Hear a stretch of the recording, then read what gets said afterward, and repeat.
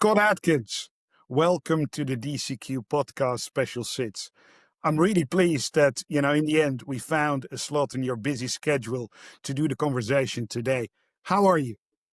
I'm great, Peter, and thanks for having me on. I know that you've had some major celebrities before now, so it's good to finally connect.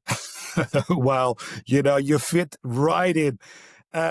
You're joining us today live from Sydney, Australia, right? Yeah, I'm actually home. Oh, beautiful. Look, I have to say that you're probably the most cross-border lawyer in special sits that I know. You're, truly a world traveler. And I hope that in today's conversation, we're able to highlight some significant parts of your journey that made you in the person that you are today. And maybe we can start, at the beginning. Where in Australia did you grow up? Was So, it Sydney, somewhere else? it was near to Sydney. So, it was a place 2 hours north of Sydney called Newcastle. And I think it shares some common heritage by name, at least, with Newcastle in the United Kingdom. But this is Newcastle, New South Wales on the east coast of Australia and about 2 hours north. And I moved from Newcastle to Sydney in 1988, which seems like a long time ago, but I moved from Newcastle to Sydney to go to law school, which was my second choice of things to do, but ultimately made the move, and Sydney has been home since then. So for well over 35 years now. Wow. And did you grow up with siblings? I have one brother who's older, and he very sensibly chose a career elsewhere than the law. He's a mechanic and has a very substantial business, and he's also a farmer on the Hunter River in the Hunter Valley as well. So very successful. Wow. Wow. So maybe, the obvious question to ask is, when and how did you decide to pursue, a career in law and to become a lawyer in special sits? And to what extent did your dad or your family have any influence on those decisions? Well, this is probably a slightly longer answer, Peter, because I never really intended to be a lawyer.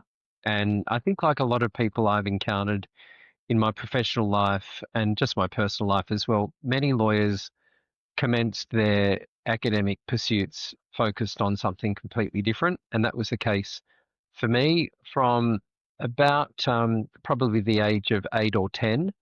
I wanted to be a veterinary surgeon. I was very clear about that. And I was so clear about it that I even went to a specialised agricultural high school outside of the normal school district for where I lived because I was committed to that goal. And I pursued it through to about 17 years of age. I did work experience when I was at school at a veterinary surgeon. And this was a classic country vet, a little bit James Herriot style for those that have followed that story of the very famous country vet in the United Kingdom, James Herriot, and that was my absolute passion. So I did work experience, and I discovered that despite having an interest in animals and veterinary science, I really struggled with the blood and the more graphic parts of being a vet. And I then thought, well, now I don't know what to do. I don't have a plan. So my plan B came about because in the mid to late 1980s in Australia, we had an entrepreneur who you would describe as a very colourful entrepreneur, and his name was Alan Bond. And Alan Bond had a very substantial business enterprise which ultimately failed. It went into administration. And so I became aware then of corporate collapse. And so in the late 80s, I thought, well, that seems pretty good. Maybe I'll be a corporate lawyer and do something in that arena. So that's exactly what I did. I then decided by default to go to university and study law, and that's how I came to at least study law and become a lawyer. But things have changed a bit since then. So you actually, before starting law, already had identified that distress, financial distress, insolvency might be actually the area that you're interested in. Yes, and look, I think it was probably more serendipitous than anything else, but the collapse of the bond brewing empire in Australia was incredibly prominent. It was prominent for a few reasons, and some of those reasons might be known to people around the world. But Allen Bond and Bond Brewing were the sponsors of the yacht that the Bond crew sailed in the America's Cup Challenge in 1988. And it was that America's Cup Challenge that resulted in Australia winning the America's Cup for the first time ever. And you can imagine then the scale and the prominence of this particular corporation. So to see it ultimately collapse was an incredibly dramatic thing, and it was reshaping of a contemporary understanding then of the Australian business landscape in the same way that the collapse of Lehman Brothers was, as we know, in 2008. So it was incredibly dramatic, and it did shape my perspective on business. It also, and I had no real idea of what it was. It just sounded interesting to say it, but it was the thing that made me reflect on corporate law and being a corporate lawyer. So I had no sense of what that actually meant as a career, but it sounded pretty good. And I thought, I want to be in the thick of that. So from about 1987, 1988, when people said to me, well, what are you going to do? And I told them I really wanted to be a vet, but I don't think that's a career for me. I said, well, I've decided instead I'm going to be a corporate lawyer. And And in 1989, I started studying law. wow. And are there lawyers in your family, or are you sort of the trailblazer, starting this? And maybe, the vet interest, was that more akin to what was, something that in the family you grew up with, or is that also, your own decision? You were sort of inspired by it and you went for it. And in the same way, you do that with law. Yeah, so I was, like a lot of people that I've met, I was the first person in my family to go to university and ultimately the first person to become a lawyer. My father worked at a dairy factory at the nearby to our home and had long had a connection to the dairy industry. And I think through that, I became very interested in animals. I always just had a very natural interest in nature and animals. And I think there's no doubt that his connection and some of the experiences that I had through that would have added to my interest. Um, the as for being a trailblazer, well, I guess my family background was made up of people who had had professional careers of one sort or another, but were certainly not university educated or qualified. So my maternal grandmother was somewhat of a trailblazer herself. She was what you would today call the equivalent of a chief accountant or a chief financial officer. And I think in the 1940s, 1950s, that was probably unusual for a woman to hold such a senior position in the company that she did. And I always found that incredibly impressive and inspirational. And I think it is my mother who certainly nurtured both my career aspirations as a vet and then as a lawyer. Like all mothers, I think they nurture their children to do what their children think they want to do and nudge them in certain directions. And was definitely an advocate for education generally. And so I think I was very lucky to grow up in a family that, despite not having previously undertaken university level education or pursued professional careers, could see that that was my aspiration and did everything to support it. Excellent. And then during your studies, did you already take courses like insolvency, bankruptcy, or did you just do general corporate? And obviously, sort of the foundation law school provides you with all the normal, I guess, elementary courses that you would expect. It's a good question, Peter, because when I then went to university, so this was a new experience.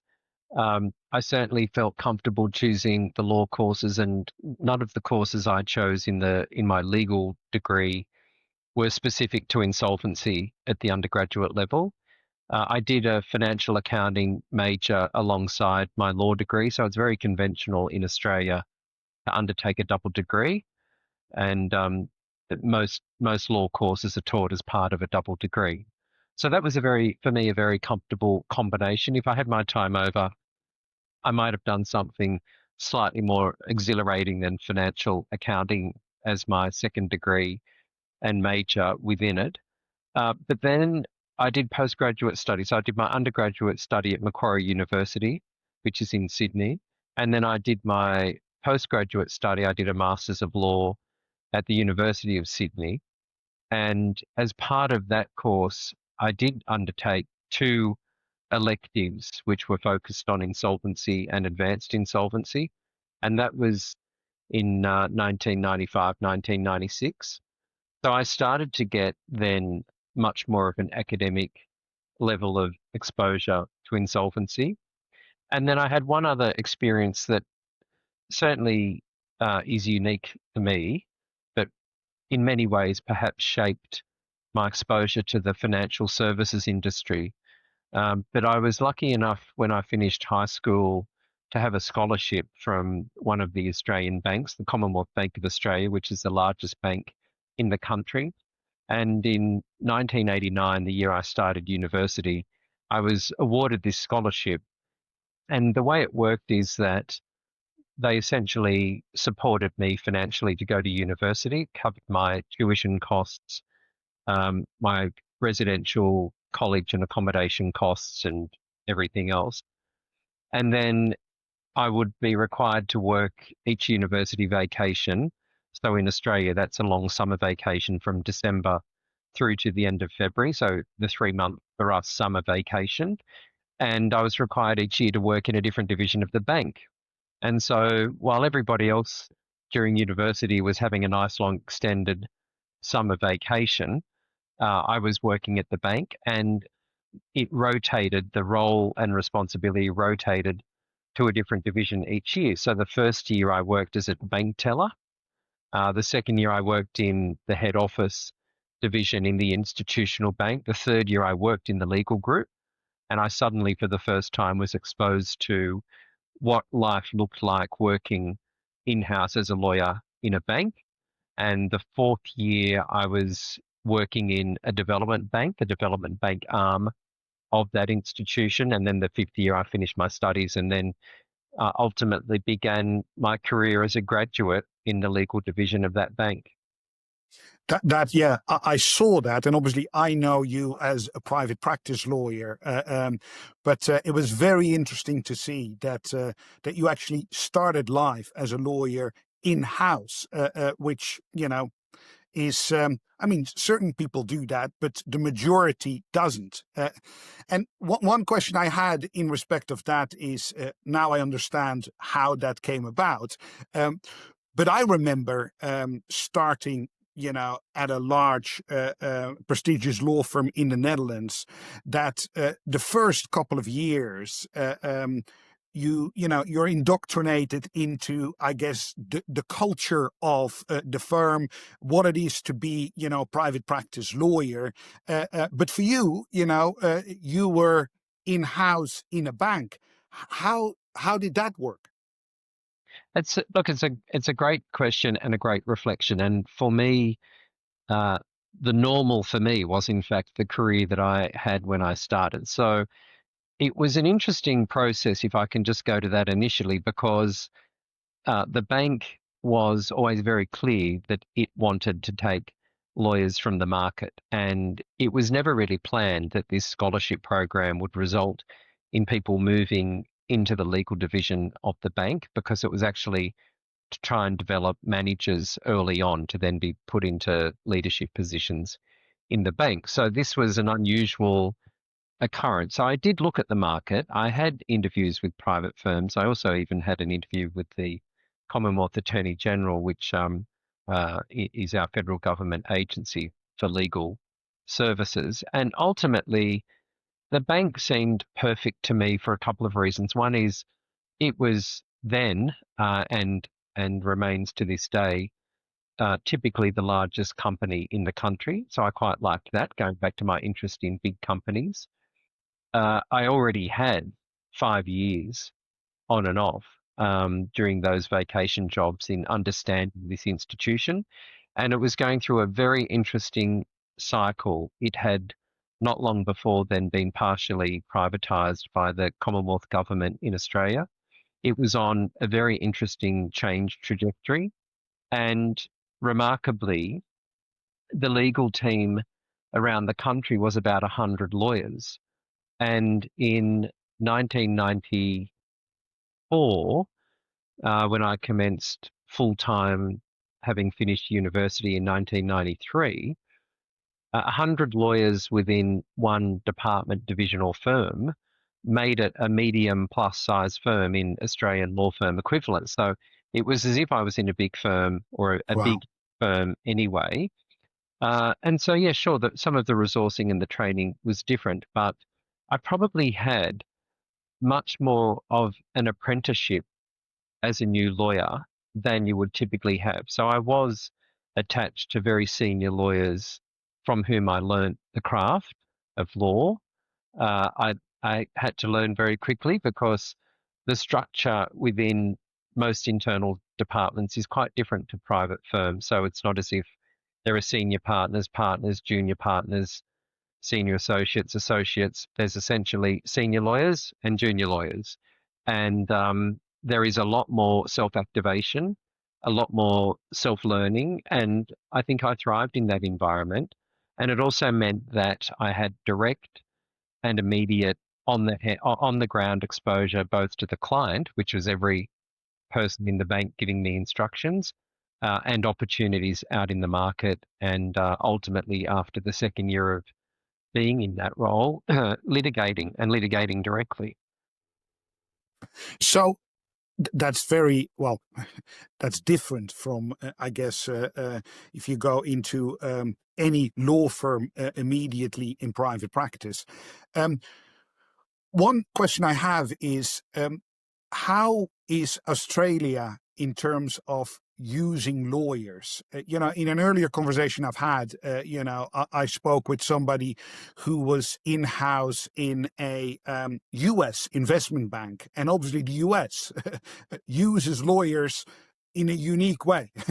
They're, part of the business, and therefore the status of an in-house lawyer is, maybe higher than it typically would be in the UK and continental Europe. How is that in Australia? Are they used to, using lawyers, or are lawyers sort of seen as, the people who always say no, or who are sort of a roadblock that you need to overcome? What kind of mentality is there within a large institution in Australia using lawyers? Yeah, it's a very interesting question. My general observation is that in-house lawyers, as is the case for private lawyers, are generally respected by the organisations, by the clients that they work with, whether they be internal clients or whether they be private practitioners providing advice to clients in the market in equal terms. And I've always been an advocate for the significance of the contribution that in-house lawyers make in supporting the organisation of which they are a part, because in my observation and direct experience, and I was in-house for 7 years before I moved into private practice for the very first time, is that the quality of the work, the support for the client, the thinking about the issues, the access that clients have to their lawyers, and the good counsel they give is as good as, if not better than, what you would find in the relationship between a private law firm lawyer and a client in the market. And to my mind, there's never been a differentiation or a distinction. And the Australian market, Peter, is interesting because we, in ratio terms, have very high numbers of lawyers in the market. I don't know exactly what the statistics are now, but it's certainly one of the most heavily lawyered countries in the world. And I think that reflects the fact that clients and corporations and other users of legal services in Australia do place value on the advice and the counsel that their lawyers give, and they are prepared to very happily use the services of lawyers when it's appropriate. And you were part of a team of like 100 lawyers. Does that mean that the in-house lawyers did actually most of the legal advice themselves, or did you work a lot with outside counsel as well? Yes, so most of my work in the early stages was within the department. And then as I became more senior, and certainly when I was in the litigation group, there were sometimes significant matters that had outside counsel involved. Uh, and indeed, in almost all instances where litigation was involved, and this is very much the case in New South Wales, where I mostly practice locally, we have an independent bar. So if there were litigation matters on foot, there would also be external direct briefing to the bar. So barristers would be brought on board as well. But yeah, certainly throughout my career at the bank, I had exposure both to uh, other in-house lawyers at other financial institutions. I mean, that's another very important field for interaction, and also, of course, with panel firms as well. Um, and then, so were you directly communicating with the barristers, or was it always through a solicitor in between? No, one of the unique characteristics, because of the size and scale of the department I was in, is that it ran many matters itself and in the name of the chief solicitor. The chief solicitor and general counsel was a very well-known figure in the Australian legal community. You would, in contemporary terms, describe him as somewhat of an icon in that role. During that time, he held the role of chief solicitor and general counsel, and the convention at that time was that the bank would conduct, for instance, its litigation and conduct its transactional matters in the name of the chief solicitor and general counsel. And so that is exactly how matters were conducted. And I had the great good fortune, I think it's fair to describe it, as running most of my matters directly. And so that gave me exposure to the leading counsel in New South Wales and more broadly across Australia and sometimes internationally, and also meant that I was able to go to court to learn how to run cases, to be involved from start to ultimate finish. And it's incredibly rich experience that, as I think most lawyers would be aware, in private practice, you simply don't have that opportunity until much later in your career. So, but you also had the opportunity to actually see how the legal advice is used by the client because you're, part of the client. That is something, an insight that a lot of private practice lawyers don't have. And obviously, you've also seen what is useful advice of outside counsel and what is actually not useful advice that you receive and actually need to work with the client, which is actually, the employer where you reside. What are sort of, lessons that you've learned that identify what is actually a useful, good advice and what is actually something that should be avoided by private practice lawyers when they advise clients? It's an excellent reflection, and we should all have that reflection from time to time. I think the first thing to remember is that whether the recipient of the advice, whether it's the client internally who is or is not a lawyer wants to know the answer. It's always a good thing to let them know the answer first. And from time to time, it might be relevant to set out extensively the thinking and the reasoning that led to the answer.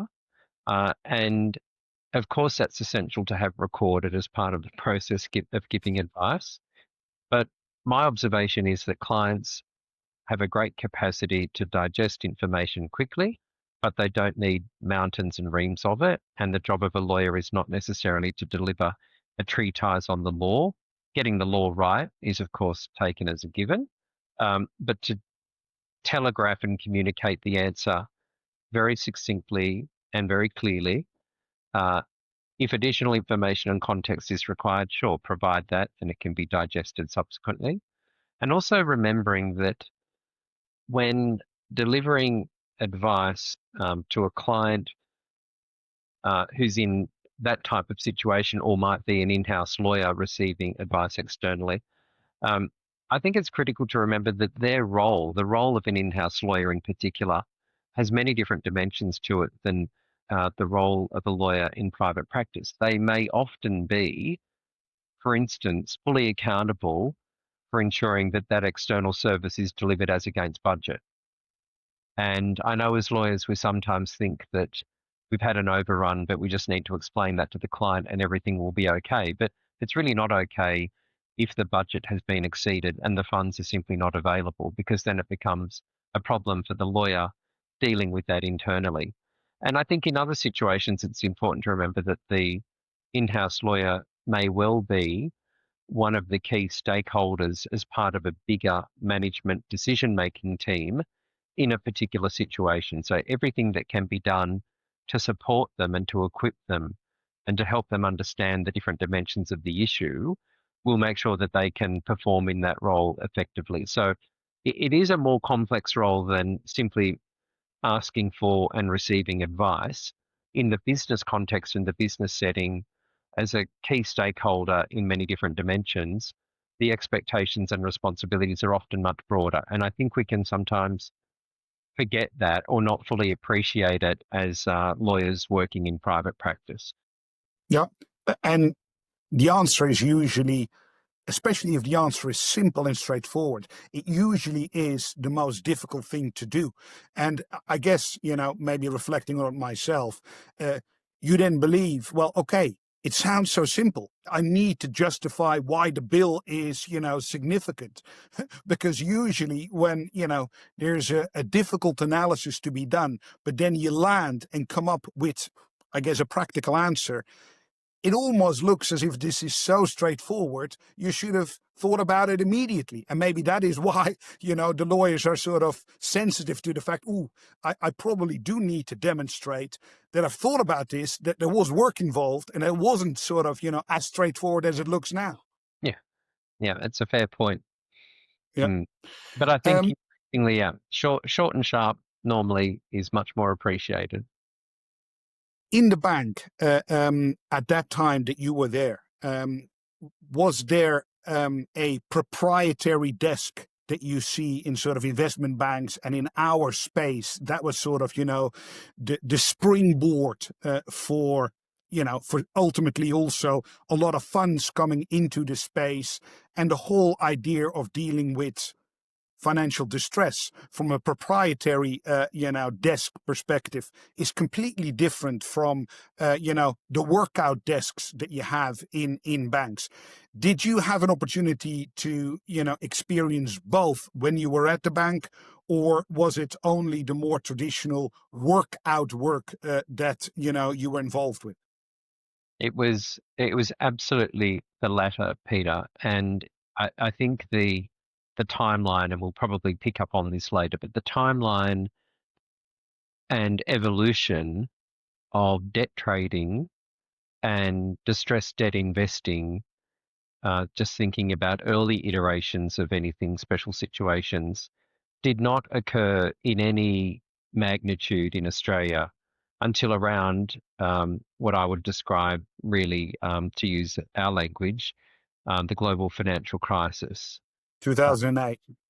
2008, and maybe a little bit earlier, the first signs of the potential that distressed debt investing and debt trading had probably started emerging on the scene around 2006, 2007. But I was in-house from 1994 until 2001, and across the Australian bank-led, and it was mostly bank-led insolvency then. There are two observations I'd make. One is it was traditional insolvency responses, receiverships, administration, liquidation, some schemes. Out-of-court restructuring occurred, but very infrequently. And debt trading in any volume was not yet something mature in the market. And in fact, conventionally at that time, the banks would, using their quite substantial workout teams, they would undertake typically the pursuit and recovery of any debt that was in default. Even the concept of distressed debt didn't really enter common language until around 2005, 2006. And of course, things started to accelerate moving forward and closer to the global financial crisis when prudential pressure meant that there needed to be greater movement of any debt off balance sheet that was distressed. So at that time, I mean, if the banks were leading things and it was workout and recovery that was the focus, would you say that the market in Australia was not yet a rescue culture? It was very much, trying to, I guess, recover as much as possible. But whether the company could survive or not survive wasn't the main focus. Yeah, so if we go back to the 1990s and then leaning into the early 2000s, as a general observation, the Australian insolvency and restructuring market was essentially traditional insolvency response, very much focused on recovery.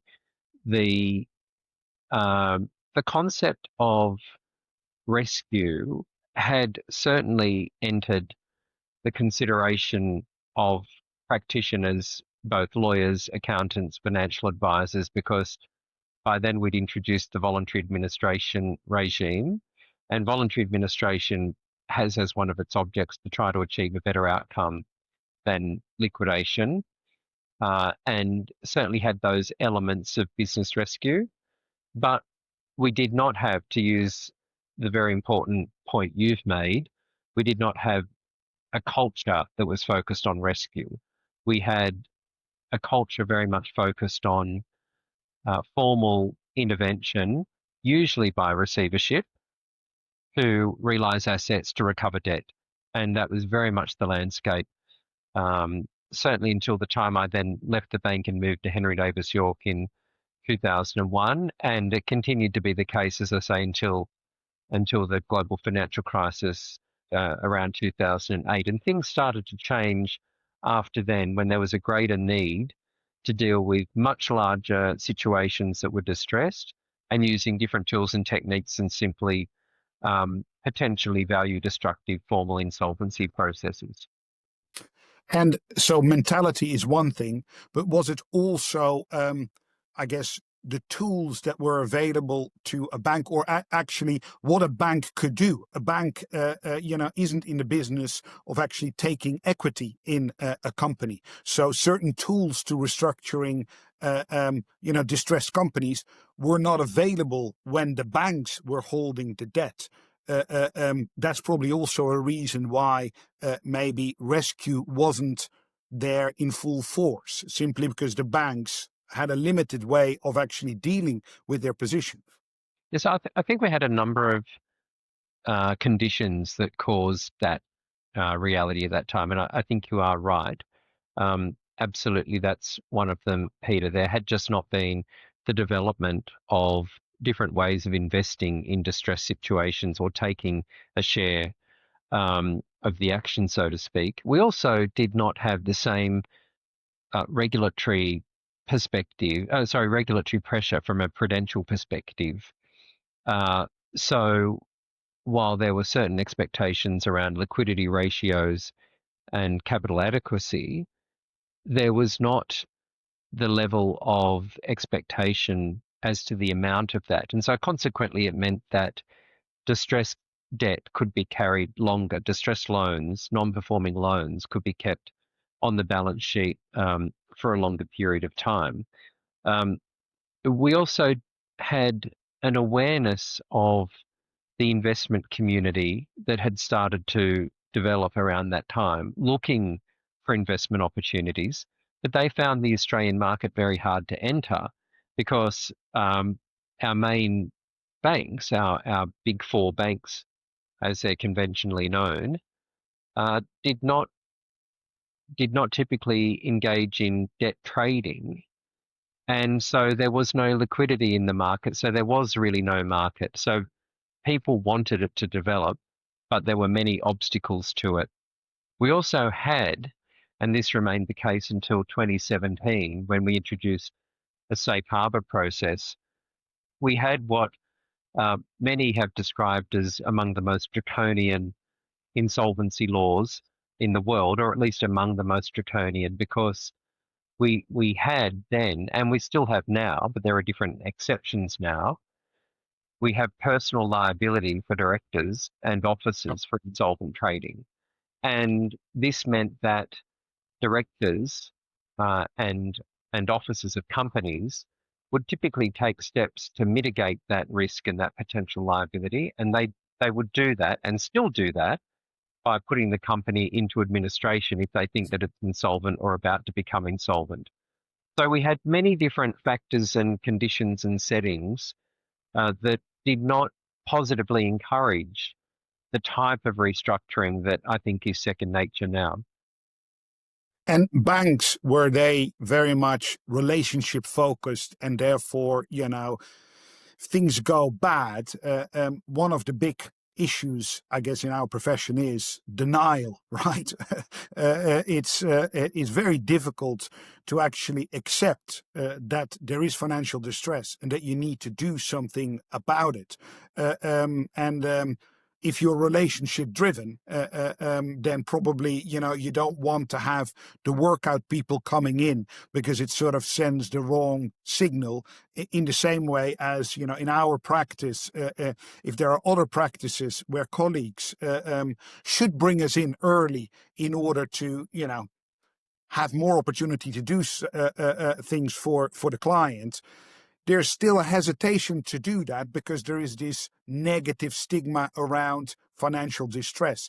Is that very much, was that the case, the financial distress being very stigmatized early 2000s, and has that changed now, or are we still dealing with, financial distress being something that you don't want to really talk about? Well, I guess my perspective, and having now practiced for 30 years, I think I can express a perspective on things. My perspective is that it's in fact the directors of companies that leave it too late to take action. I don't think that it's creditors. I think it's directors, and there are some studies, and there's a lot of anecdotal evidence. But I think what has happened in Australia is much work has been undertaken to try to help directors and officers understand that early intervention usually results in better outcomes. And the safe harbour innovation that I referred to before came about in 2017 after extensive lobbying for some years from many people across the industry, and certainly my firm was part of that, Henry Davies York at the time, and we were advocating for there to be a safe harbour regime where if directors took steps to develop and implement a restructuring plan and met other certain conditions as well that were statutorily directed, then they would be able to point to that safe harbour and use it as a defence against insolvent trading. And this was very much encouraged, was directed toward encouraging directors to take action much earlier. nearly 2 years ago, a review was undertaken of the early stage operation of the safe harbour arrangements to see what different outcomes are being achieved. And remarkably, and a lot of the evidence is anecdotal by virtue of the nature of the process is private and confidential. Most of it happens behind closed doors. The success stories you tend not to know have been through the process. The ones that fail, certainly you do become aware of because they end up in liquidation. But the anecdotal evidence suggests that there has been a dramatic positive change in the attitude of directors toward taking early interventions. So much so that there's encouragement, positive regulatory encouragement of directors to think about the safe harbour process. We're yet to have any material cases arising out of its operation and its application, so it's an interesting space to watch. But this can only be a good thing that directors are thinking about taking action earlier. And that too, I think, has added to a much more forward-facing culture around proactive restructuring as well. And what we would observe has been a trend, and unfortunately I don't have any data at my fingertips, but a trend over the past period, probably now over the past 10 years, away from formal insolvency being the first response and ultimately being a necessary part of a process if out of court restructuring or a safe harbour process does not work. So I think quite incredibly, Peter, we have moved from what we were discussing before, and I was describing up until about 2006, 7, 8, very much a formal insolvency response process. In the past 10 Liquidation. Yep. we've totally flipped it. And I think it was definitely initially the onset of the global financial crisis, which probably ran from 2008 to the tail of that through to 2012. And so there needed to be a different way to dealing with financial distress. And then with that, I guess more sophisticated options becoming available, different investment structures, different capability and skill set in the market, and ultimately then some legislative intervention as well. So I think we're in a pretty good space now, and I would describe it as somewhat old-fashioned now to think of Australia through that lens of the past. It's a much more sophisticated, modern, uh, and in fact very attractive market for distressed investing activity to happen. Okay, so let's go back to the beginning of the 2000s. You've had your 7 years at the bank. You've been introduced to distressed, the distressed space through the workout team in the bank, and then you decide that actually I want to go in private practice. What was the reason for that, and how did you end up in Henry Davies York? So I did not think that I would stay in my first role for 7 years. I thought, like a lot of first roles, I thought a couple of years would be good. But I loved it so much. The work was incredible. The learning opportunity was remarkable. The people were fabulous. And the experiences that I had were beyond what I could have had. But I had itchy feet. I always had aspirations to keep moving on up. And the structure within the bank was quite flat, and I was somewhat impatient. So I had my eye on a couple of firms, but I always had my eye on a firm that was incredibly highly regarded in the market and had deep specialization in financial services and the leading restructuring practice, which then, of course, was called an insolvency practice, and also banking litigation, which was one of the other great passions of my practice, and that was Henry Davies York. So I asked for a job there and ultimately was successful. I was employed by the then head of the practice, the insolvency and banking litigation practice, Philip Crawford, who I continued to then work with until his retirement. And I moved into a group on the 10th of September 2001 that was focused predominantly on banking, bank debt recovery, bank insolvency, and it would be a stretch to say at that point that we were involved in restructuring because it was very nascent. But it was definitely, without question, the leading practice for insolvency in the market. The significance of the date is that the day after I started was, of course, the terrible calamity and disaster of 9/11. 11. And it was a very unusual time um, for everybody in the world. It was also a very unusual time to be in the second day of a new job as the world was before our very eyes reshaping itself. At the end of that week, as if enough hadn't occurred at the start of the week, at the end of the week on the Friday, uh, a then very, very prominent airline in Australia called Ansett Airlines, which was the second domestic airline to Qantas, collapsed into administration. And this was a remarkable event. And the firm was acting for one of the primary airline shareholders of Ansett Airlines. So in no time at all, I suddenly became very heavily involved in insolvency at a very different scale to what I had been involved in at the bank. So it is fair to say that even in that first week, the range of opportunities and the work that I was exposed to just changed dramatically. It went to an entirely different level, and none of that was expected. None of that was planned, and definitely it moved me very rapidly into a different sphere of working, and probably very swiftly, much more 80% insolvency, more so than debt recovery work for the banks. Wow. And so was that case also the stepping stone for a more cross-border practice, or was the practice initially when you joined the firm more, I guess, regional, national, but not cross-border? Or was the airline actually, one of the cases that sort of planted the seed for the cross-border practice that ultimately, you're very much part of today?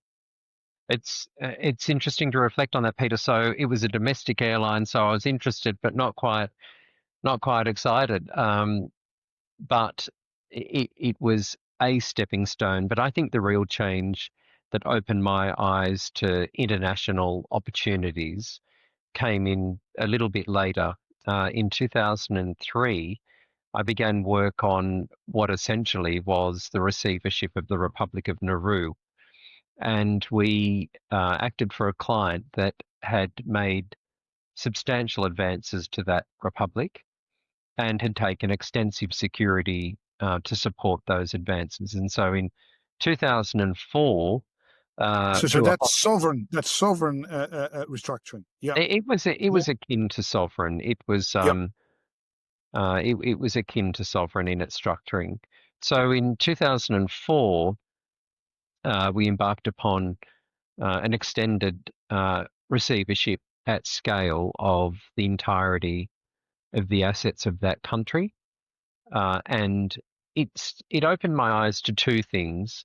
One has definitely become an enduring feature of my practice, and that is my interest in doing work for emerging economies and developing economies and development banks. That's a whole different stream of work. It also sparked, relatedly, my interest in insolvency law reform, but it was probably the work in relation to the receivership of Nauru that started to open up to me the possibility and the universe of cross-border insolvency. Now, that matter did in fact involve situations in the United States, in the United Kingdom, in Nauru itself. I've never visited Nauru. And of course, domestically in Australia, some in New Zealand. But I started to develop an appreciation that these transactions straddled borders and fixing the problems straddled borders as well. And it probably was around then that I started to get very, very interested. And so when I became a partner in 2005, I decided that that would be one of the areas of focus in my practice. And the world of, I guess, law firms has developed over the last 30 years as well. And obviously you've been, almost in a front seat, seeing the developments, because you joined the firm as a reputable, independent, firm in Australia.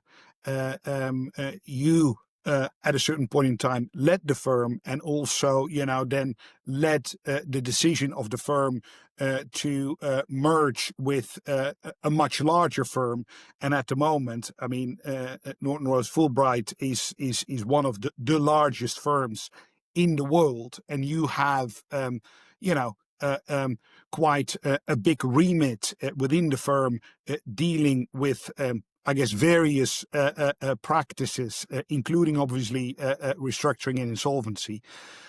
What's your, how did it happen that, the world of law firms seems to be, on the one hand, you have the mammoth large law firms, and on the other hand, you have the boutique smaller law firms. There's nothing in the middle. How do you explain that? Well, that's a big question. So I'm not so sure that there's nothing in the middle. I think that there are firms of all different shapes and sizes. I think the real issue now is once you get to a certain size, and I've been saying this recently because on the 1st of July, as we announced publicly, the Australian partnership of Norton Rose Fulbright combined with the EMEA partnership of Norton Rose Fulbright to make an even bigger, fully financially integrated partnership. And so what I say to people now is once you get to a certain size, you don't get to choose what size you are. The market will decide that for you. And if we go back a little bit to maybe try and respond to your question, in 2005, when I became a partner at Henry Davies York, I think there were 35 partners of that firm. I'm in a firm now that has somewhere over 1,200 or 1,300 partners. I mean, we had 35 partners. That to me felt like a pretty big firm. Of course, it was not the biggest in Australian terms by any stretch of the imagination, but it was substantial. We could still, interestingly, market ourselves at that time as being full service. But I would suggest that the change in our market, in Australia anyway, started to develop around 2010. And of course, one of the first movers to do an international tie-up was in fact the firm I'm now at. It came into the Australian marketplace and undertook a merger. Now, around that time, there was a whole series of related mergers, and many of the Magic Circle and Silver Circle firms came into Australia, not so much the US firms, they came a little bit later. Now, in around that time and right up to 2015 or so, we very strongly and proudly at Henry Davies York spoke about our independence in the market. We did not even have an office in Melbourne at that point, and in Australia, the two major centres for law firms are Sydney and Melbourne. So we had not even expanded to have a presence in Melbourne. We did in Canberra. So it was a remarkable shift to then think that we wanted to pursue an international merger. Now, the reason why we did that is that around 2015, 2016, it was very obvious that the world's legal services market was shifting again and consolidation of firms was occurring. Firms were growing in size and scale quite rapidly, and that was responding to client expectation. And the pace of globalization at that point was intense. Clients were moving into new markets. There was more capital available. The world was going through this period of intense growth. The trajectories were all extremely positive. money seemed to be on ready supply, capital seemed to be on ready supply, and the world was in this growth mode driven by businesses, and professional service firms were responding. And we found that with the nature of our practice, especially our restructuring practice, that we needed to have a platform with international reach to realize the full benefit of everything that we were wanting to deliver. And when I look back on that now, it seems so obvious. At the time, of course, these are big decisions, but it was clearly the thing that the firm needed to do to continue to be able to have a leading position in the market and to service international and domestic clients. But I guess with it comes also a big challenge, because all of a sudden you are part of a global firm that is in various jurisdictions.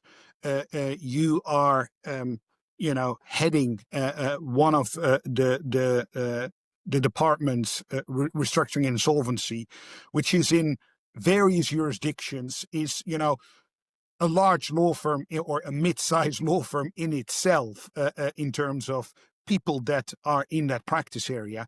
How do you manage that? Because, one of the things that is very prominent in our space is that the mentality of how you deal with financial distress, differs from jurisdiction to jurisdiction. The tools in the toolbox differ as well. How do you make this one global team that is, focused on maybe competing for the global matters in which, you're now well positioned? And lawyers are lawyers. They have their own, island, their own clients, and how do you make them cooperate and not, you lead a bunch of islands as opposed to, an oiled machine that competes well to, in a very competitive space for the bigger mandates. How do you do that? Well, we've got a few secrets, Peter, and I can share a couple of them. But sometimes in life and in our professional careers, you can just be lucky. And there is a great line that I have heard before, and I've borrowed from the person who first said it when I heard it, and that is, you need to make your own good luck. So having some luck is not a bad starting point, but ultimately you need to make your own good luck. So how do we do that? Well, quite incredibly, there seems to be a very common thread that runs through the culture of the partners and the people in the restructuring practice. And how did that come about? It's quite interesting, and it's probably a case study in itself, but it goes back to the vision that the then leader of the firm globally had, Peter Martyr, when he was pursuing a variety of different domestic mergers to create Norton Rose Fulbright as it is today.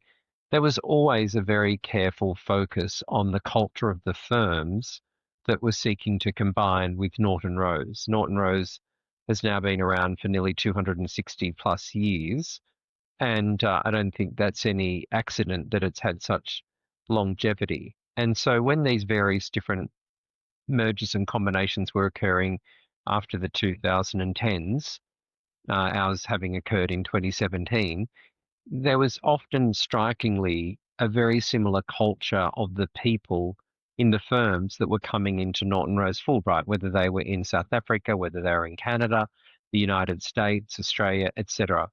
And just on the restructuring side, which is obviously where I'm best able to speak, not only did we have an incredibly impressive existing Norton Rose team, but one of the firms that combined in the United States was Chadbourne and Park.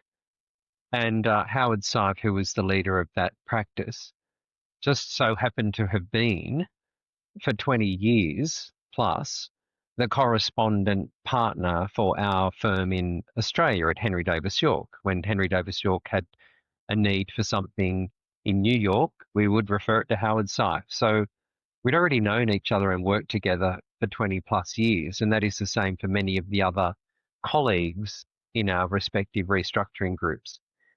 A similar thing can be said about the team from Fulbright and Jaworski who joined in, and on the story went. So we were, I think, incredibly lucky, but having happened upon this luck, we then made the most of it. So when Chadbourne and Park combined and Henry Davies York combined, we found ourselves all together in 2018 when the consolidations had happened. So in 2018, for the first time, 64 of us, which is a remarkable number of people to bring together, met in New York, and we had our inaugural meeting of the newly reconfigured global restructuring practice of the firm. And we conducted that meeting alongside the annual insolvency conference for INSOL International. So we did a few things in I think it was in March or May in 2018. We brought our firm's restructuring practice together for the first time in a newly configured way, and we discovered most of us knew each other, we all liked each other, and we'd already worked together in one form or another in different configurations. We also then decided that from then on, each year when INSOL had its international conference, we would have our strategy day alongside of it. And so we've continued that tradition. And then we thought, well, if we're going to do that, we should also have a client function. So we established our inaugural Norton Rose Fulbright INSOL International client event, which has become a tradition for us since then, and a tradition for many of our clients who have the good fortune of going along to INSOL International conferences. So that's one of the secret sources of what it is that makes our restructuring practice globally unique. And that was partly designed, but to be truthful, somewhat serendipitous. But it also then means that you need to see people regularly. Sure. Obviously, we have modern technology that makes that easier. We're using modern technology right now, but still, I guess we're from a generation where in-person meetings was sort of the norm. I think we're all adapting to new environments and new ways of communicating, but doing it in person is still, I think, very important, which is probably why, you spend quite a lot of time on a plane as well, simply because, well, Australia is far away. So, wherever you need to go, you have to, spend some time on the plane. And it doesn't seem that, planes are going a lot faster than they've gone, Not yet. when Not fast they enough. started. So we're still sort of hampered a little bit in that way. But okay, it is what it is. So that makes a lot of sense to me. One thing that I also thought was very interesting when I was sort of preparing for our conversation today is that alongside your practice of restructuring and insolvency, you were also, I guess, one of the people that decided that maybe risk advisory as a separate group is something that is worthwhile. And reading your bio, it looks like that has actually been very successful and turned into a Harvard case law study. Can you say something about that part of your practice and how you got that idea and what it is that you guys did in that practice? Sure. It's been one of the great success stories, I think, of the firm. And again, it goes back to the vision that was held for the firm as part of pursuing global integration. And it was through a client lens that this realization became so prominent around 2016, 2017 in the firm. And that is that clients look to their lawyers not just to answer legal questions or to solve legal problems, but for more holistic advice and services and multidisciplinary capabilities needed to help them solve their most complex problems and issues. And so it was with that in mind that the firm set upon a process of establishing a risk advisory practice globally. And I was asked to lead that in Australia, and it was in 2018 when I began that, somewhat foreign as a concept in this market. And when it was announced, I received emails from people in the firm wanting to tell me about interesting updates on compliance and interesting updates on internal risk management and asking me questions about tax issues internally. I said, none of that's what we focused on. The risk advisory practice was very laser sharp in its focus on supporting clients externally in the market to solve risk-based problems, but using legal know-how. Now, we have had, I think it is fair to say, unbelievable success in doing exactly that, and especially in situations where there's regulatory enforcement action, regulatory intervention, where a board in particular, most of this work is delivered at the board and the C-suite level, require very bespoke, deeply thoughtful, risk-based advice. We've been able to respond, and we've grown that practice. We've made partners since 2018 organically within that practice. We continue to add on different services. We have one of the few, if not the only, political strategy advisory consultancies, which is also focused on government relations services and PR services embedded in the risk advisory group.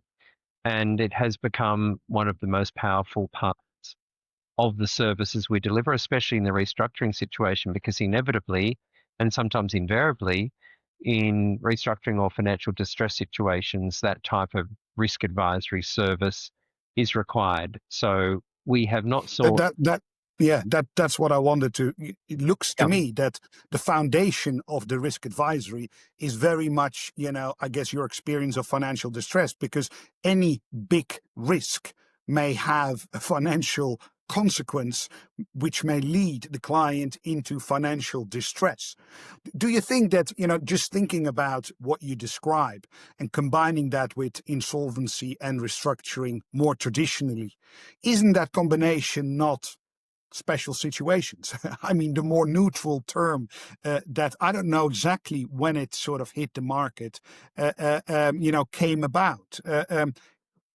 Or is it, risk advisory is broader than special situations? Special Mm. situations, in my mind, does need to have financial distress in it.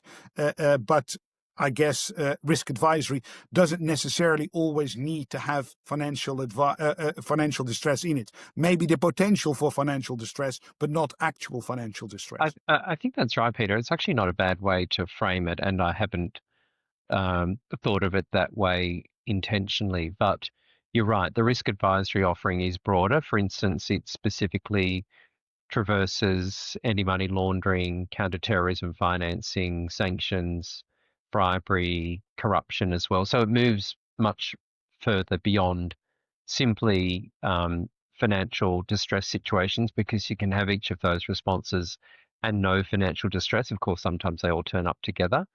But you are right. If we were to dissect the services, the client profile in terms of the role of the client organizationally, and how and where we engage with stakeholders, it's absolutely at that board level advisory in most situations, or that C-suite advisory. And yes, absolutely, in many instances and increasingly, there is also either financial distress or anticipated financial distress. So it's been brilliant to build that out. We've never sought to replicate one of the management consulting firms, or to just create a firm the size of one of the big four. But we, in our own very intentional way, have found what I think is a unique market position. And there is no question that clients, sophisticated clients, always are looking for services for their most complex situations that go well beyond just the legal aspect of it. But it's not multidisciplinary. It is legal advice. It's the law firm that provides the risk advisory from a legal perspective.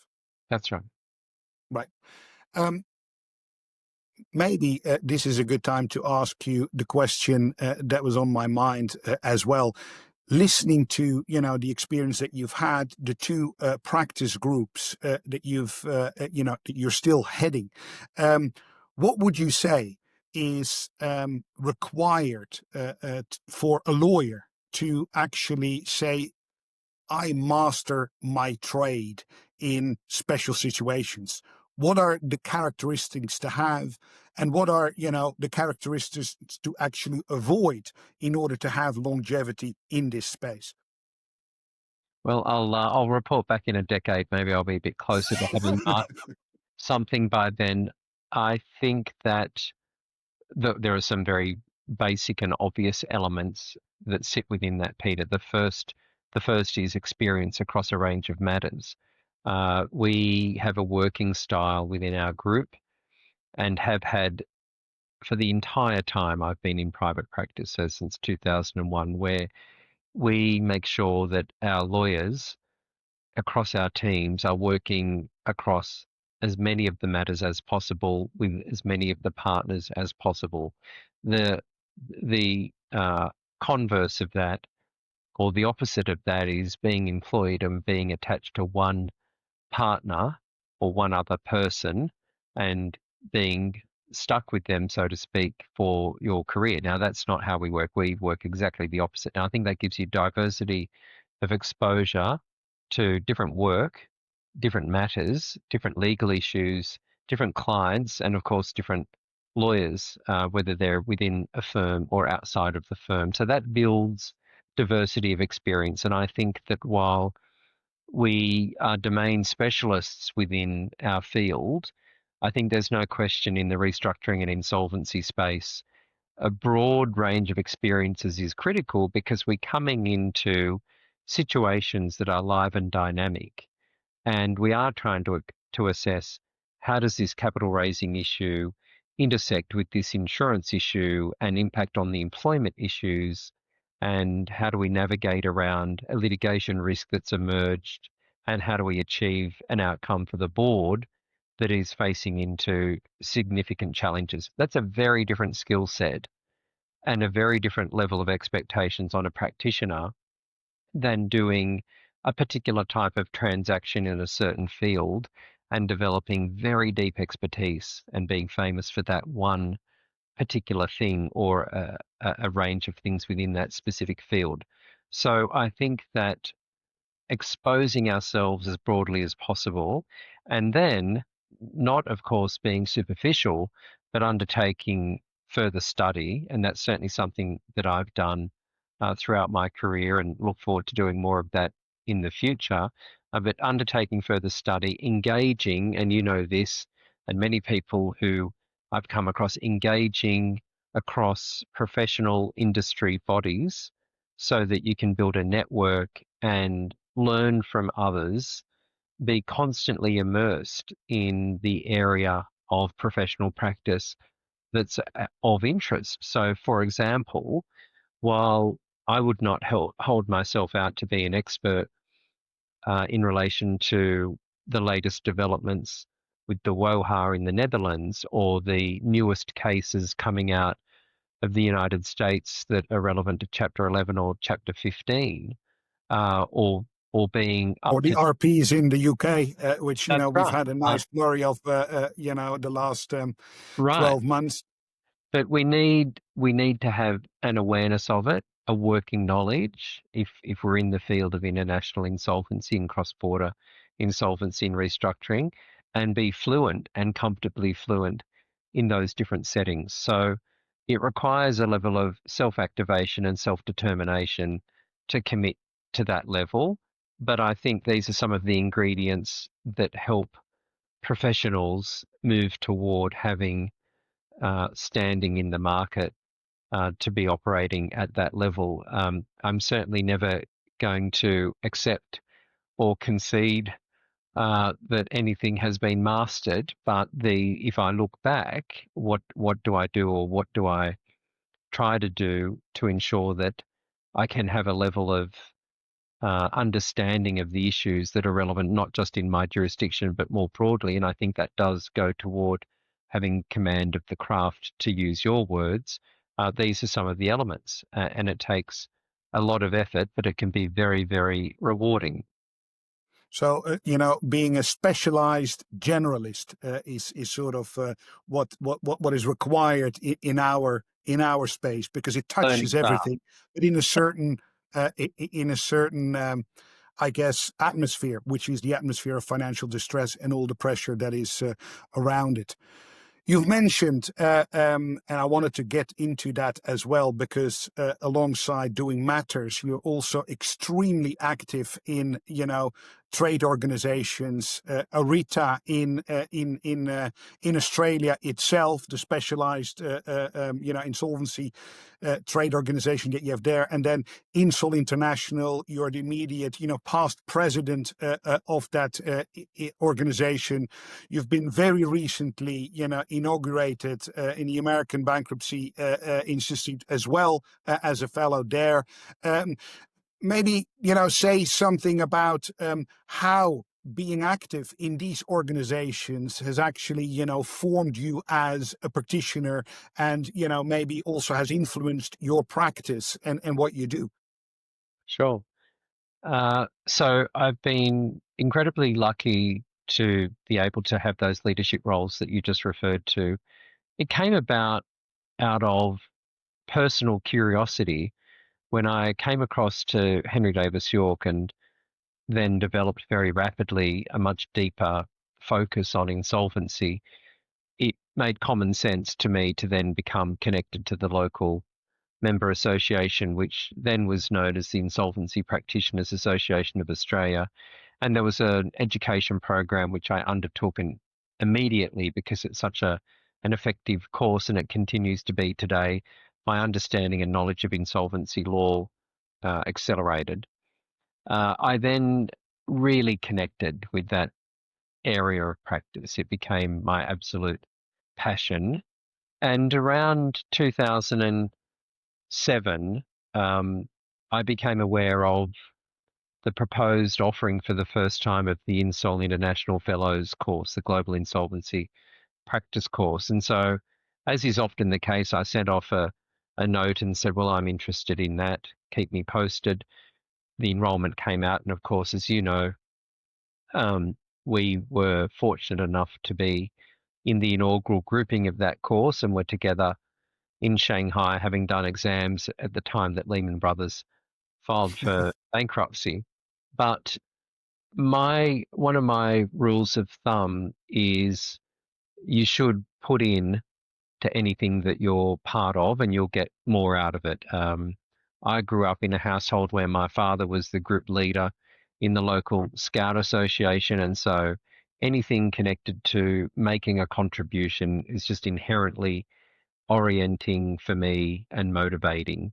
So, of course, I wasn't just going to be a passive member at the IPA, then ultimately to become a RETA or at INSOL. And so I enjoyed, in parallel, both of those programs and streams of professional engagement, so much so that I ultimately joined the board of ARITA in Australia and became the president in 2019. And that then coincided then with me becoming the president of INSOL International in 2021. Timing's everything in life. That was, of course, starting the ARITA COVID, presidency. pandemic. That's right. I started the ARITA presidency just before the pandemic, and the INSOL presidency in the pandemic. But in both instances and in both roles, there were incredible different learnings and challenges. And um, I What's the difference? Because obviously one is focused on Australia, the rest is, INSOL International is the world, and the world, is getting smaller, but still pretty big. That's, it's a different focus, isn't it? Yeah, sure, it's a different focus, but I think like all professional member associations, They exist for one reason and one reason only, predominantly, and that is to support their members.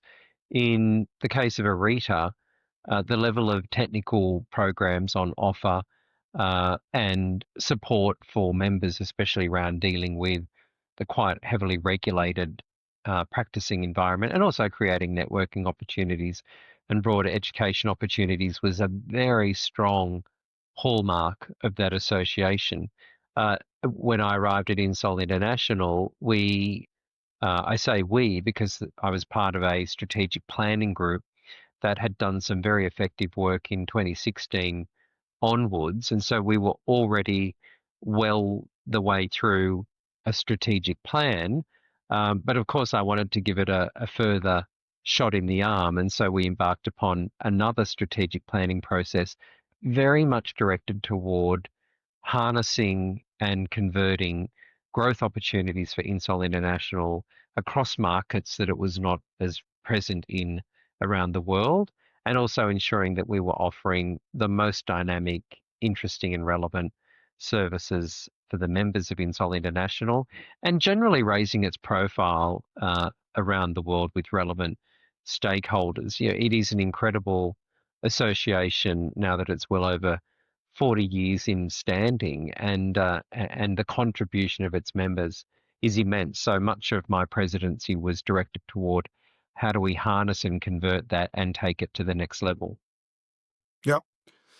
So you mentioned also earlier that the first, I guess, introduction to real cross-border insolvency was, the sovereign engagement that you had in Nauru, but you've done a lot more in that space. You've done that, I think, in part with the World Bank and maybe in part, just as a firm.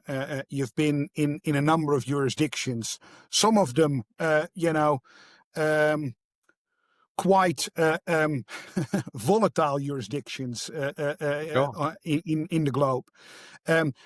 How do you, because again, how do you choose those opportunities to get involved? And again, if there is something going on politically in the country, is that an obstacle that you need to overcome in order to get involved? I guess linked to that is obviously the big stage of geopolitics that we have today. How far do law firms actually need to get involved, or are we just neutral and do our work? What are sort of the dynamics that you've encountered working for countries, helping them, I guess, build capacity, improve their insolvency laws, and then I guess the politics that are around that as well? Yeah, look, Peter, this is a real area of personal passion and very deep interest, and it's motivated by the work that I flagged before.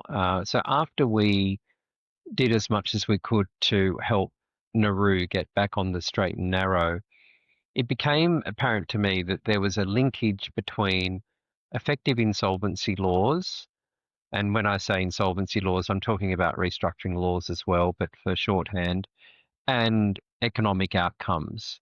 And I couldn't quite at that point articulate exactly what it was, but it just seemed to me that the robustness and effectiveness of those laws might lead to different outcomes and better outcomes for economic development. So we chipped away, another colleague and I, for a number of years, trying to get an engagement where we could do what we were calling then development work somewhere, we didn't mind where, so that we could really test this proposition. Could a better insolvency law lead to a better economic outcome? We were very And that fortunate. was within the law firm. That was not That's right. in the context of That's right. INSOL International. It wasn't in the No. context of the Yeah. World Bank. It was very much, an interest that you cultivated and wanted to see, can I actually make a contribution?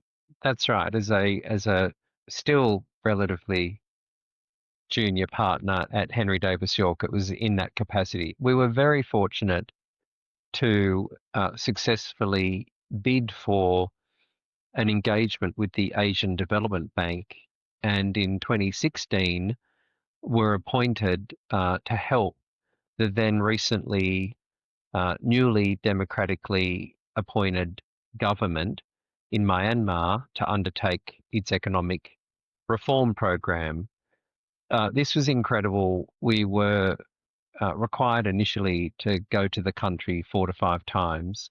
We ended up going 11 times, and the focus of our work was to rewrite the insolvency laws for Myanmar. They were at that point based on the 100-year-old Indian Companies Law, which themselves were based on old English laws, and the only tool they had available legislatively was winding up.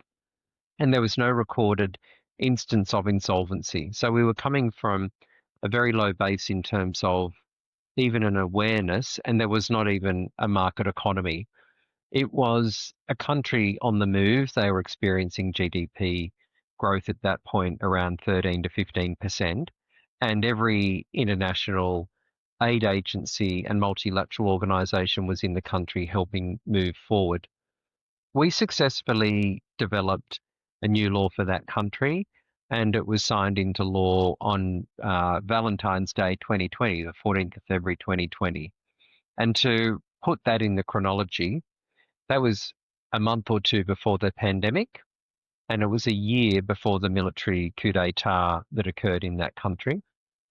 And it was a matter of immense sadness, I think, that that military coup occurred, because the country was otherwise on the most remarkable economic trajectory for growth and success. And much of that has been stalled, and regrettably, we've been unable to re-enter the country since 2020. But our law is in place, and incredibly, I'm told there are over 50 instances of its application, but most of that remains anecdotal. But what it Scott, can you say something about what was when you came in that country and set out the task of basically modernizing their insolvency laws? How was financial distress perceived? What was the mentality there? Because yes, my experience is that we can do the best we can to create the best modern law there is. But if there's no mentality within the country to actually use it, and there's no further infrastructure to facilitate the use by professionals of it, I mean, it's a start, but it's not going to make much of a difference. And sometimes, especially, coming from, I guess, a developed Western jurisdiction with maybe, a more developed rescue culture. And we've been 30 years in the trenches, and we have all these ideas about, what can we do? And it's usually larger situations that we're getting involved in.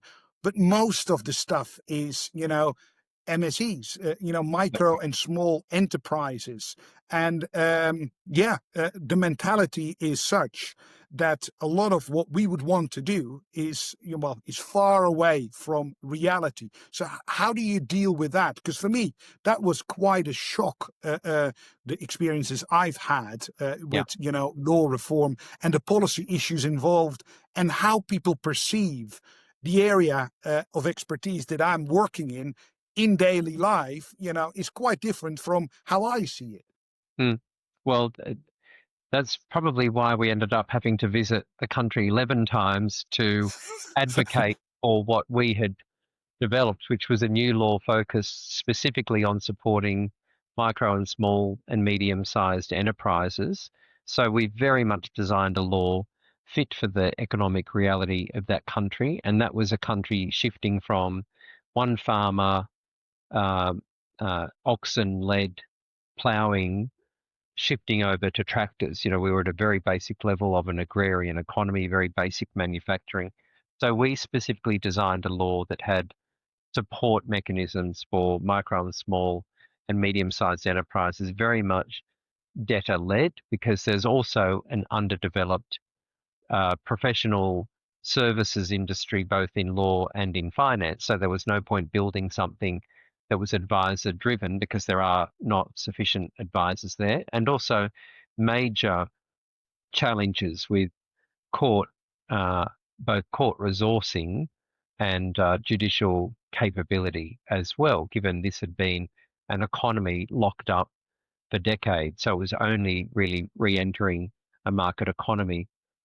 We also, to your point, which is an important one, had to help with the culture adjustment and moving away from this notion that is very pervasive, and that is that bankruptcy is a crime and people who are bankrupt should go to jail. They're all And fraudsters.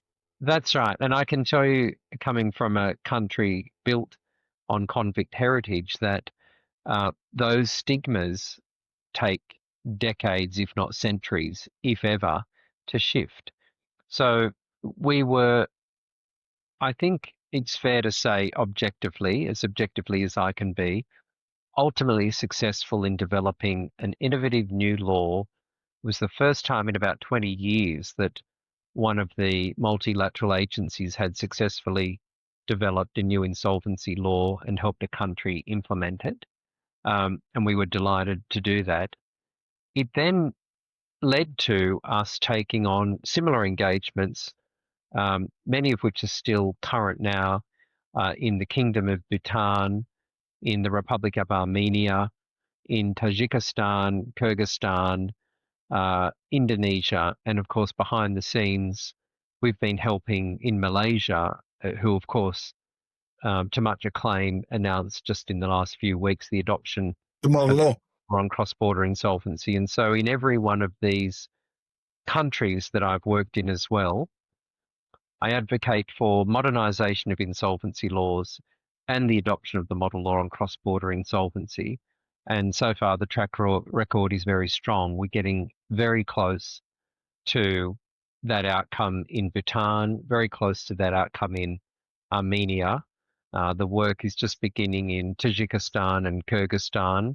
Indonesia, I think, is being spurred on by the developments that it has observed in Malaysia and, of course, before that in Singapore. So I must say, Peter, that if I track back to 2004, 2005, when I was doing the receivership of Nauru, I knew that there was something more that could be done to support at the sovereign level this level of change driven by insolvency laws. And I think I've now, certainly for my own benefit and hopefully for others, established that there is definitely a link between better economic outcomes and modern insolvency laws and innovation built into insolvency law. So it's been a very, very rewarding and absolutely fundamental part of my practice. So the concept, it seems to me, that was most controversial is the concept of discharge, right? Giving people another chance, Oh, because that is very difficult if your mindset is focused on it's criminals and they get away with their crime, and clearly there can't be, another go. There's no rehabilitation. They need to be punished, and dealing with the politics around that. Again, if you're a lawyer, you need to deal with stakeholders, but politics and what the public wants and the politicians involved is just a whole different level. I think oh. A different world for me that is largely alien and sometimes difficult to actually maneuver into, right? Because you come with proposals and then before you know it, the political process has eaten away a little bit of that, eaten away a little bit of that, and what you're left with is sort of Swiss cheese, isn't it? It takes a lot of patience, a lot of quiet advocacy. Sometimes there is immense frustration. Sometimes there's even banging of the head against the wall. But ultimately, it's interesting. If there's another thread that runs through success in professional life, it's relationships, and we have a number of fundamental elements of the architecture that we use in engagements in each of these different situations. But at the heart of it is building a relationship with the stakeholders who typically are very senior government officials, ministerial representatives, people who themselves need to feel sufficiently comfortable and persuaded that they'll take forward the law that we're proposing, and they will sponsor that, and they will proudly stand behind it. Um, and how does that happen? It doesn't happen because we can persuade anybody that this particular law as drafted is going to transform the country or change the economic outcome. It's because people ultimately can see and believe that those benefits are there, and then they're prepared to take it forward and to champion it because they trust a relationship built on trust has been developed, and they then take forward the proposition. And that really is the secret. So you've given us a peek into the practice that you do, the interests that you have, outside of the practice, but alongside the practice in the organizations that you're part of. The things you want to accomplish on a sort of, governmental level. On top of that, you're also, a thought leader in topics in, things that are happening and that may, develop into things that are going to change our profession, change society. One of those is outer space, and I think we're sharing an interest in that. Uh, um, so, what are your thoughts on that? When will we see the space lawyers sort of rock up and take over? It seems to me that outer space is mind-boggling in many ways, but it's also very humbling. And for me personally, when I was thinking about, well, if you compare Earth law with space law, what do we get? What do we have? What do we still need? It also occurred to me that law is so, focused on humans, right? It's everything relating to the Sure. biological creatures that we are. And if we're going to be multiplanetary species and we're going to go to Mars, well, what law do we need to have in Mars? And when you start looking at what we have on Earth that relates to outer space, it is very aspirational, right? I mean, it is almost like tearfully beautiful if that ever could be, reality. But reality is so different from what we've written are the aims of, outer space. What are your thoughts on that fascinating area that, definitely in my view, requires a lot more input from, I guess, our profession? In a way, but okay, we also need to be humble. It's all the technical people first, the engineers, that need to figure out how we get there, what we can do before we as lawyers sort of chip in. Yes. What I find remarkable, Peter, is the sheer scale and complexity of the space economy has not resulted in more people showing the level of interest in it that you and I have. It's very hard to be precise about the metrics, but there is no question that the projection for the value, the economic value of the space economy globally by 2040 is measured in the trillions of dollars. That probably is an easy metric to get our heads around, but I think there's a few other aspects that are incredible. One is the acceleration of technological breakthrough that is resulting in so much more space activity, whether it's research and development, whether it's scientific exploration, whether it's now, of course, thinking about the sustainability of outer space as a consequence of 500,000 plus small pieces of debris floating around in the atmosphere and the The old problems that. satellites that people just, abandon and That's right. And then we will, of course, in no time at all, move into territorial disputes to the extent that space has definable territory. And of course, we have active observation underway um, at all different parts of space on for all different reasons, whether that's for military and defense purposes or whether it's for weather observation, or just general research and development generated reasons. So there is a remarkable and incredible amount of activity occurring just a few meters above where we normally don't look up to into the sky. And it struck me in 2021 when I became INSOL president, I wanted to project an interest and what would be something in the new frontier that we hadn't faced into. And when I did some research on restructuring in space, I decided that that would be the challenge. What does restructuring in outer space look like? I then discovered myself in 2021 the universe of opportunity and interest. And so since then, it's accelerated.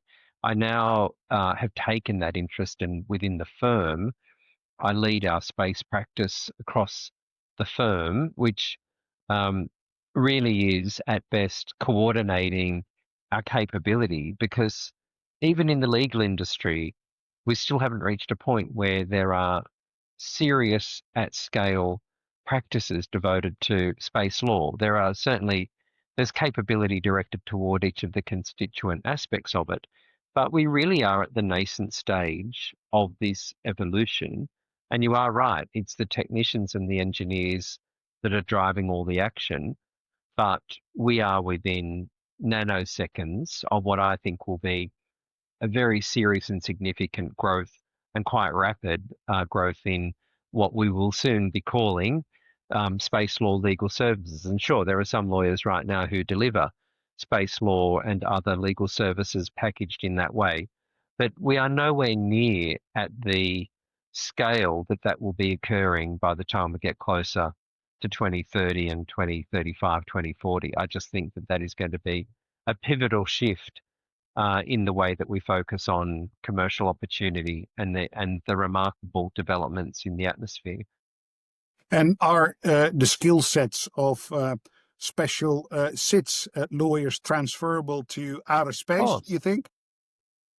totally, because it's got all of the right elements: venture capital, high risk, high reward, risk of catastrophic failure, risk of disputes, strong investment appetite, for those that have got a higher risk appetite. So, Peter, it's as if every element you would want on the ground can be readily translatable into outer space. I think it's fair to say that the growth trajectory, while it's strong, there are still not that many serious commercial players if you separate the froth and bubble of the startup market in the space industry from those that are seriously established players. But put it this way, at the end of this month in Sydney, in late September in Sydney, the International Astronautical Congress, which was established by the International Aeronautical Federation in Paris in 1976, is staging the annual IAC, International Astronautical Congress, in Sydney. And it's expected that there will be 10,000 people from around the world Wow. coming to Wow. Sydney to engage for a week Yeah. around all of these different and interesting aspects of space activity. So that's a very healthy indicator of the opportunity.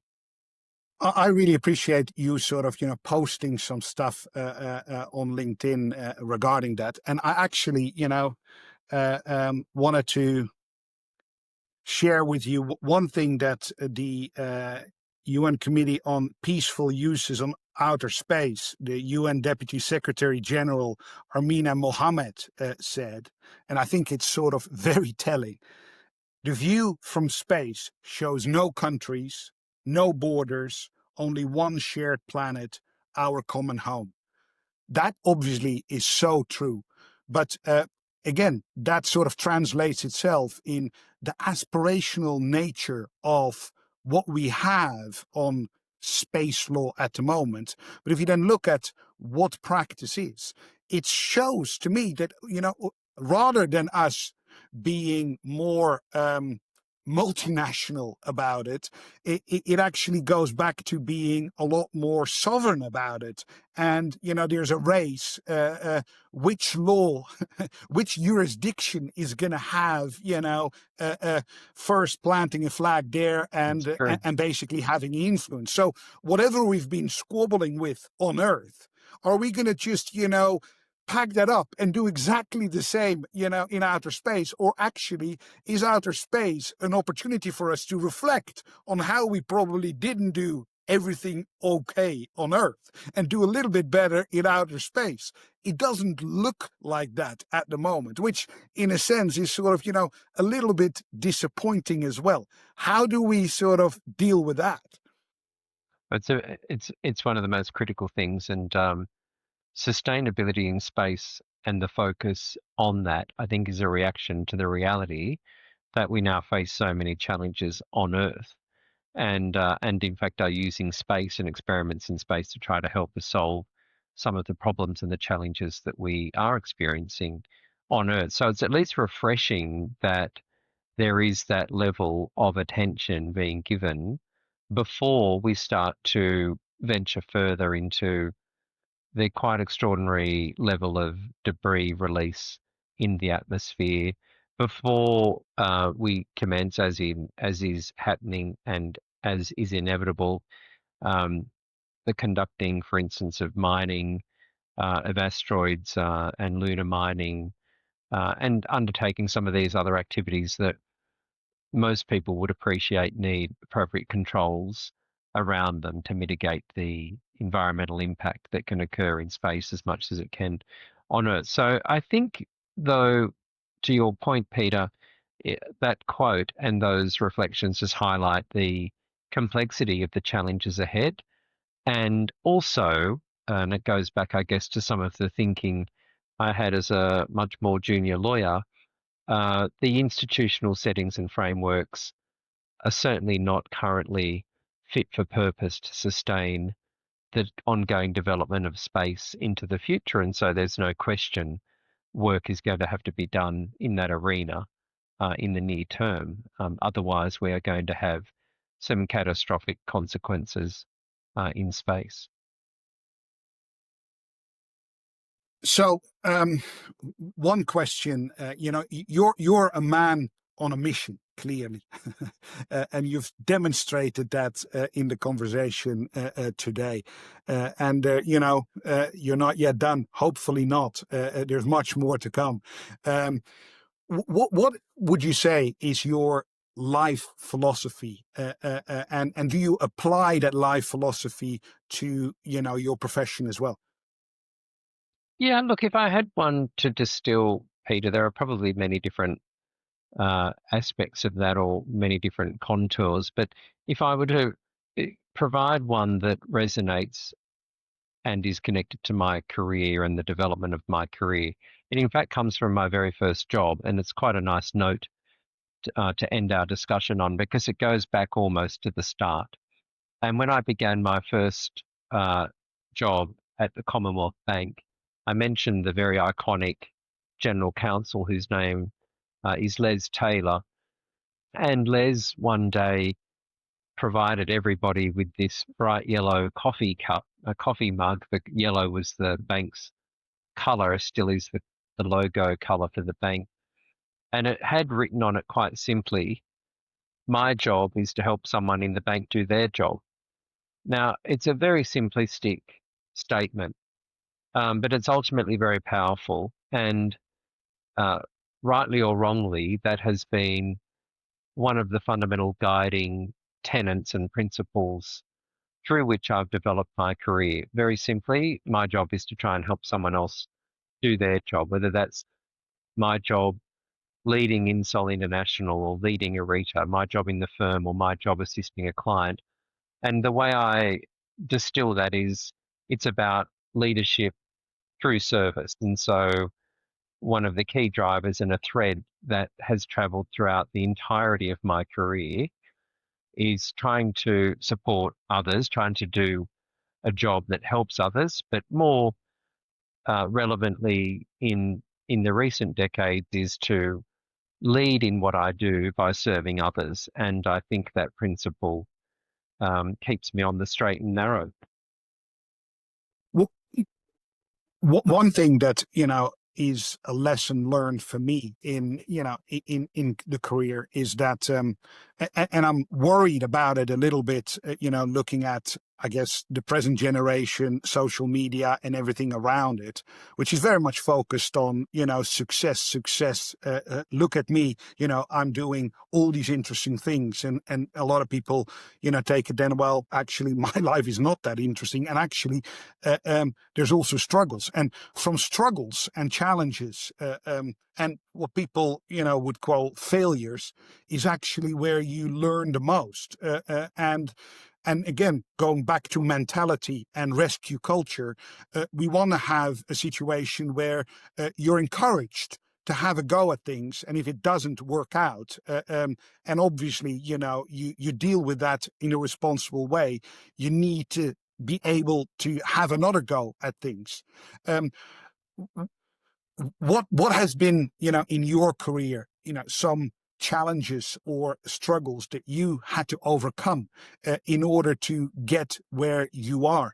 Because with the short attention span that everybody has these days, it's like they look at Scott Atkins, they see where he is, and they probably think, well, that's been straight sailing all along, right? He went to, but obviously there's a whole story behind it, and there's been turns, twists, things that you hadn't expected, and that's life, right? And I think Yeah. it's very easy to forget that in the sort of short attention space world that we're living in these days.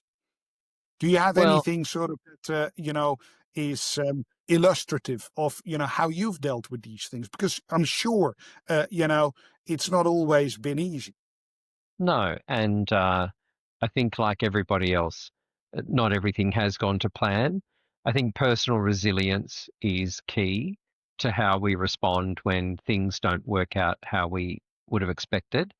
And I think a positive mindset. And of course, Peter, when we're talking about challenges and how you surmount them and how you move forward, we all know that it's much easier to say these things, and they're normally said with the benefit of hindsight. But the reality is, when we're in the situation, it's the usual approach that everyone has. Lean into the situation, understand what has happened. Don't make that the thing that defines you. Work out what the lesson is that has come from that particular experience. In most instances, they seem life-threatening at the time they happen. They never really are. And as we all know, and this is what we say to ourselves, especially when we've had a bad client experience, or we feel as if we've let the client down, or we've had bad feedback, we need to process that, understand it, apologize for it if we've done something wrong, and then have the resolve to move on from it. We need to keep looking forward, which doesn't mean to do that blindly or ignorantly of what has happened. But if you take the lesson out of it, acknowledge it, provide feedback, respond to it, it shows a level of maturity. And we all know that 99 times out of 100 will be measured and assessed and evaluated and perceived and valued by people, whether they're clients or friends, whoever they may be, peers, by how we react when things don't go well or don't go to plan, than rather what it was that went wrong itself in the particular situation. So I'm absolutely no different to anyone else in that regard. We all have our good moments and our bad moments. No one's ever put their bad moments on their CV or in their web profile summary. But I do think it is about a positive mindset, a preparedness to understand the insight and the lesson, and then move forward. And how, are there maybe some lessons or secrets or, ways of appropriately dealing with the fact that the profession can be sort of all inclusive, it takes up all the time, and you want to have some time to have other parts of your life as well. How have you been able to balance that? Because you've done, from how I can see it, very, very well in that respect.